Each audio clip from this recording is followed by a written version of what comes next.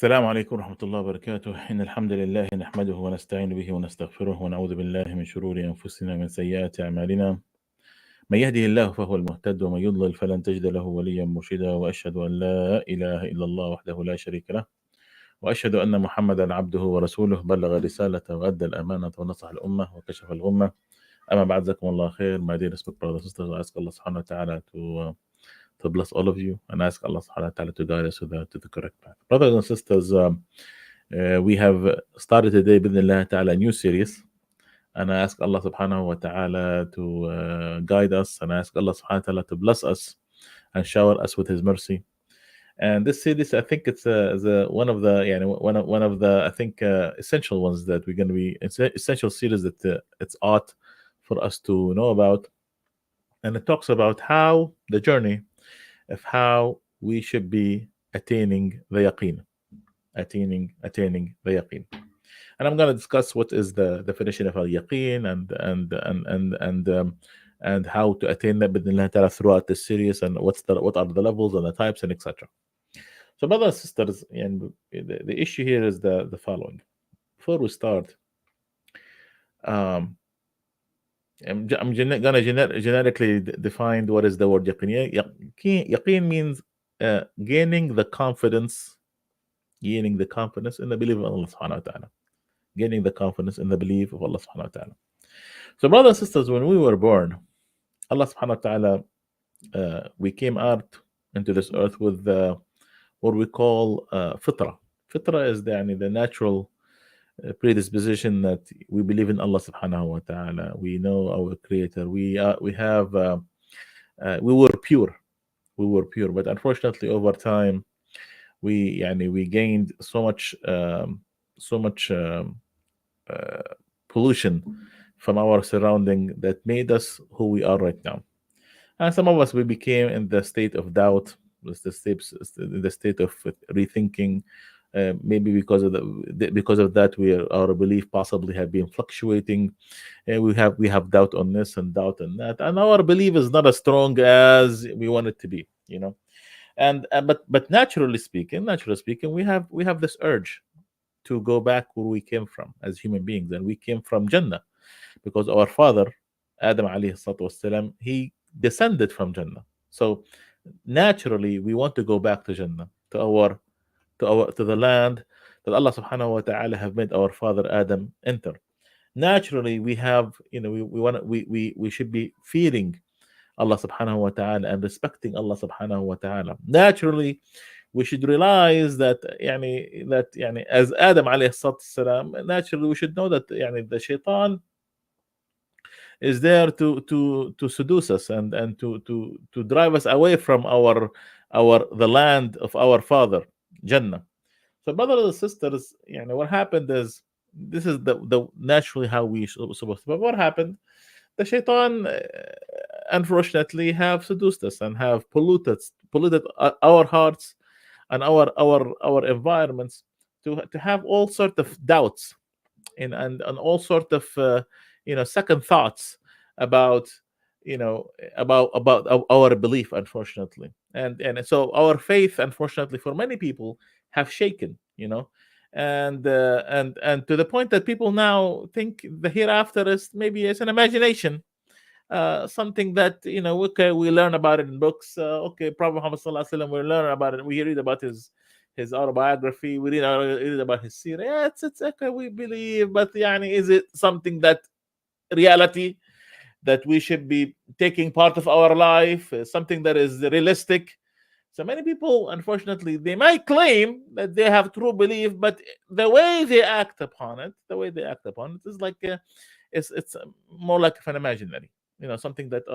But brothers and sisters, when someone gain confidence, when someone have true belief, when someone act is as they're seeing, or as if they saw the hellfire, and as they saw Jannah, and they act on that belief, their life is going to be different, brothers and sisters.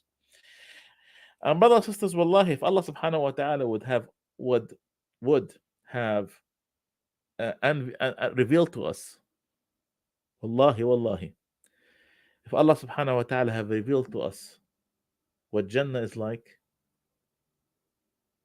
wallahi, we will spend all of our life worshiping Allah subhanahu wa ta'ala with no problem, with no stopping, with no reluctance, with no doubts.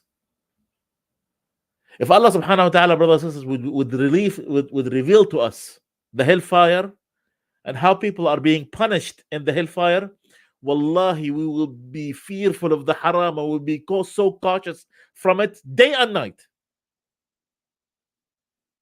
So, brothers and sisters, when we say al yaqeen, is trying to gain that feeling, to gain that fear, to gain that realization, you know.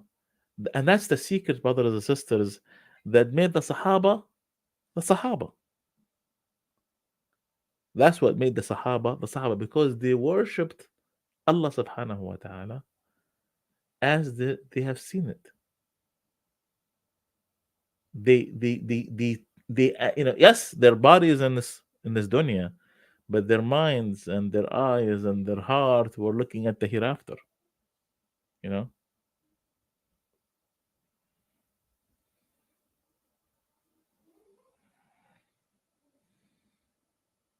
So one time there is a man by man by the name is Malik ibn Dinar. He gave us a small example. He said he was talking to people. He said, "يا هؤلاء إن الكلب إذا طرح إليه ذهب وفضة لم يعرفهما وإذا طرح إليه عظم أكب عليه كذلك سفهاؤكم لا يعرفون الحق."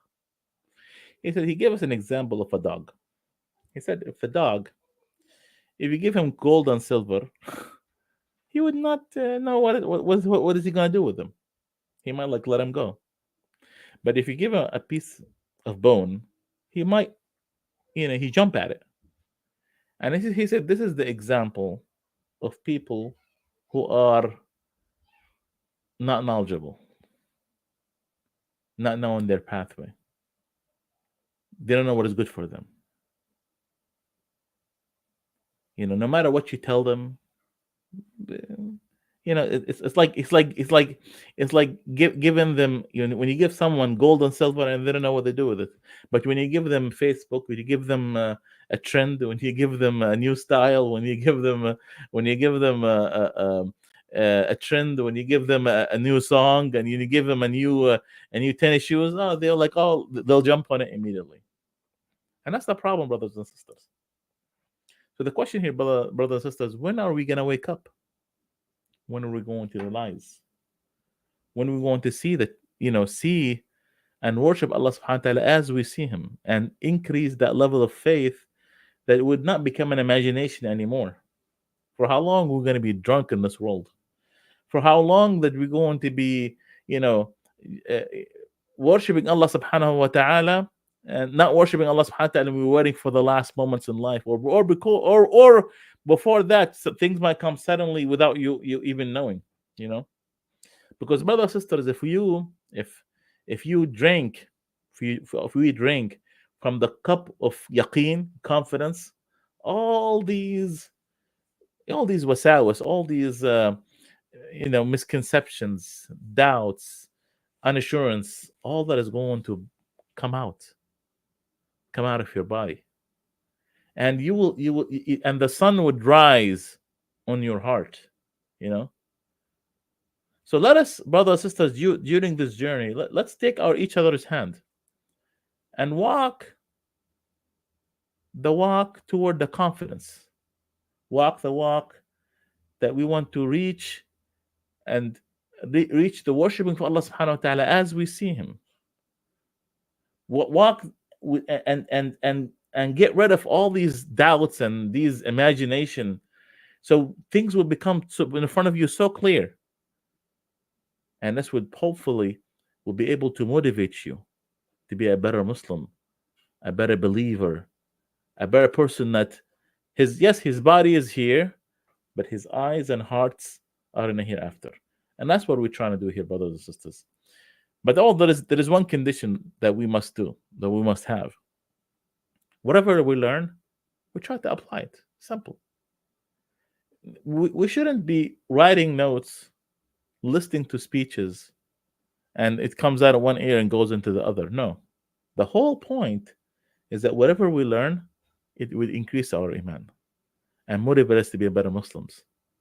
Possibly, you know, it should make us. You just should reflect in the way we behave, whether it was in our morality, whether it was in the way we dress and the way we behave, and the trying to perfect some of the worshipings that we do, doing extra of them, and etc. So this is the way. This is the way we should be looking at things. Ahmad ibn Hanbal, may Allah subhanahu wa ta'ala be pleased with him, what he said. He said, سبيل العلم مثل سبيل المال. إن المال إذا زادت زكاته. So the example of the knowledge is just like the example of money. The more money that you have, the more zakah that you're going to have. And the same thing. So, meaning the more knowledge that you have, the more you have to practice it. Not just sit on it. When Allah subhanahu wa ta'ala increase your wealth and you don't pay the same zakah, no, you have to increase your zakah.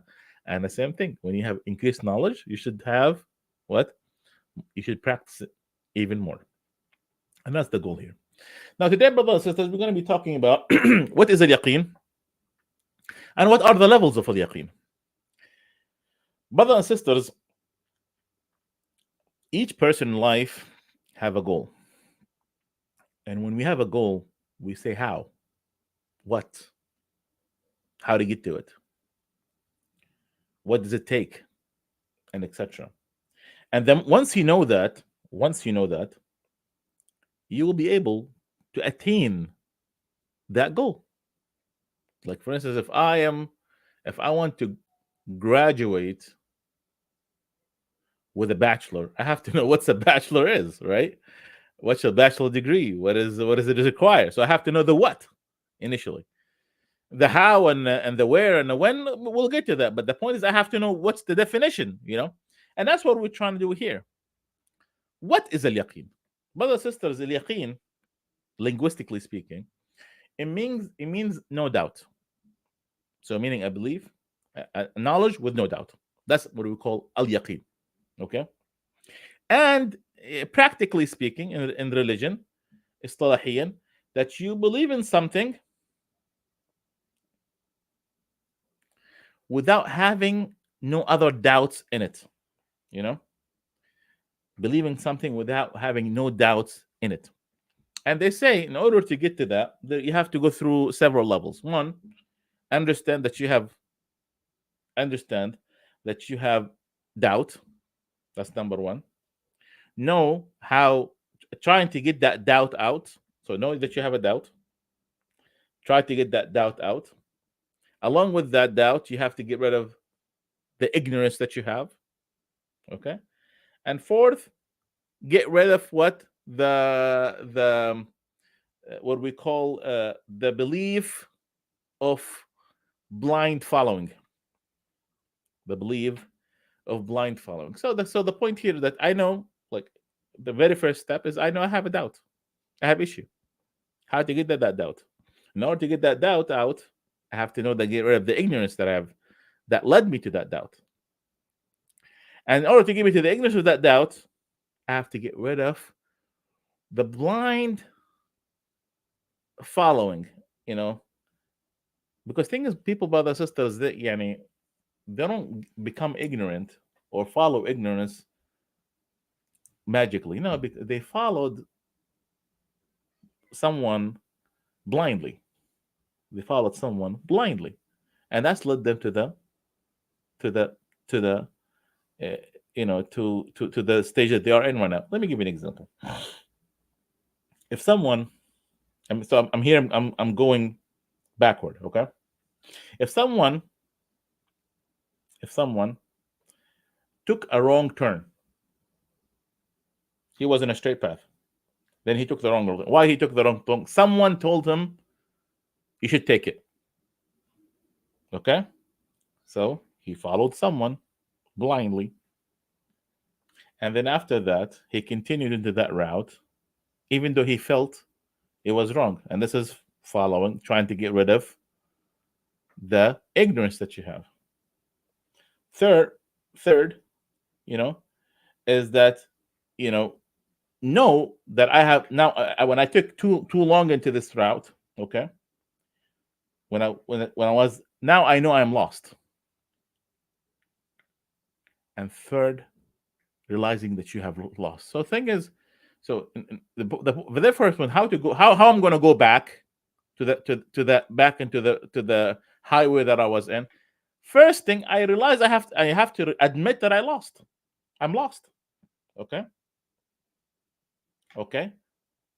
Second, what should I do? Try to go about to get of going back into where I came from. So I try to make a U-turn and go back. Okay. Unfollow the direction that the person gave me initially. And the last thing, realize that the person who gave me the direction initially was wrong. And then I'll be able to go back. You see? So that's the thing here, brothers and sisters. Yaqeen, brothers and sisters, that's that you have, you know, you have an eye in your heart that increases your faith, as if you see the hellfire and you see the Jannah, the hell, the heaven. Brothers and sisters, having yaqeen is having tranquility and knowing, realizing what your life here in this world. It's it's that you truly believe with no doubt that you are here for a test, that eventually you will meet Allah subhanahu wa ta'ala. That you would have the true guidance and the light that leads you toward Allah subhanahu wa ta'ala. Because now for you have no doubt. I see it. I see it's not no question asked. I see it. You know? And that's why another people said العلم الحاصل من نظر عن النظر والاستدلال, that they say yaqeen is that the knowledge that you gain after you saw and you made the proof. You had a proof. That's the yaqeen. That's the yani. Imagine, brothers and sisters, is that you believe Allah subhanahu wa ta'ala as of that you know, khalas, you will meet Allah subhanahu wa ta'ala. Because if you know for a fact that you're going to meet Allah, it's going to change the way you interact with life. It's going to change how you pray, how you fast, how you read the Quran. It's not for you, just someone making you or making you do that, or it's just a routine. No, it's something that I have to. I have to seek the satisfaction for my Lord. And that's why they say yaqeen, it is the opposite of doubt. And knowledge is the opposite of ignorance. The opposite of ignorance. So yaqeen, brother, sister, is a light that Allah subhanahu wa ta'ala will throw into your heart. And Allah subhanahu wa ta'ala will throw in someone's heart, not anyone, someone who struggled to get to that point. That he would see the hereafter with it. That with this power, it would make him a stronger believer. It would make him, he sees as if he's being accounted by Allah subhanahu wa ta'ala in the hereafter, as if he's being judged by Allah subhanahu wa ta'ala, as if he is seeing the Jannah, the heaven and the hellfire. And that's what is yaqeen is. Now, what are the levels of yaqeen? What are the levels of yaqeen? So, brothers and sisters,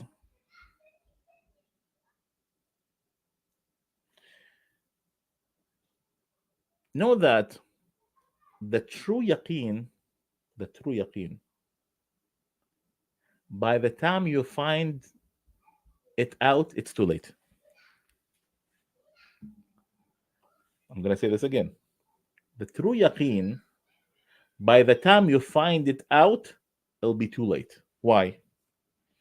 Because let's say, when is the true yaqeen is going to happen? Is by the time that you are in your grave and you saw that you see the angels, you see the punishment of the grave, you see you see that Allah subhanahu wa ta'ala is accounting you, you see people taking out your soul, you see that there is a jannah, there is a nar, you see. So by the time you realize that you see this, it's too late. Because خلاص, it's over now. So we try to get to the point. So يعني, so يعني by the time you get to that point, it's too late. So this is the true yaqeen. And that's why Ibn Taymiyyah, may Allah subhanahu wa ta'ala be pleased with him, what he said, he divided the yaqeen into three different parts. He said, حق اليقين, وعين اليقين, وعلم اليقين. The true yaqeen, the eye of yaqeen, and the knowledge of al-yaqeen. These are the three. Okay?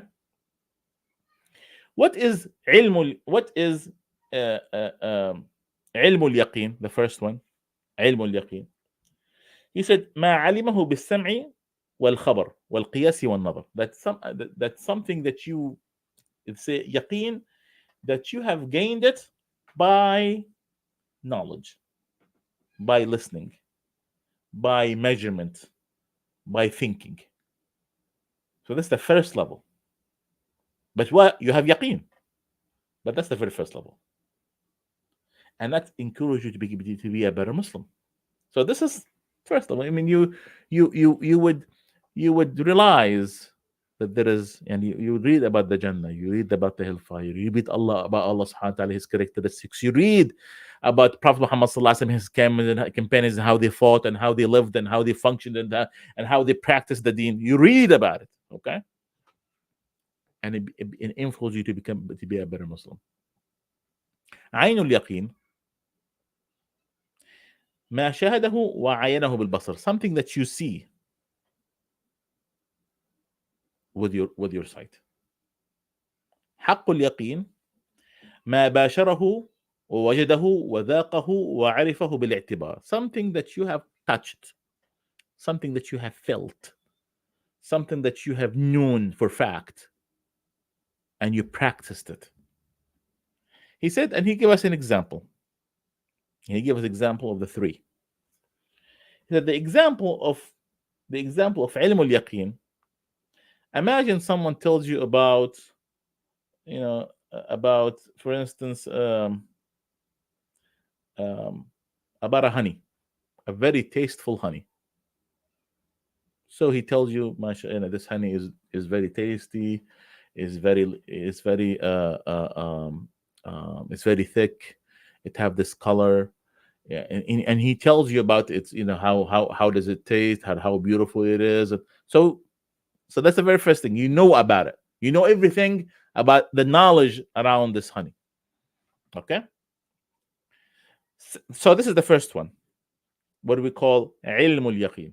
Second one is what? عين اليقين, the eye of al-yaqeen. Now you see it. Now you see it. It's in front of you. I see it. I see this honey. And now, well, true. Wallahi, it was this color. It's very viscous. MashaAllah, it's nice. حق اليقين, and this is the second step. حق اليقين is the third step. Now you taste it.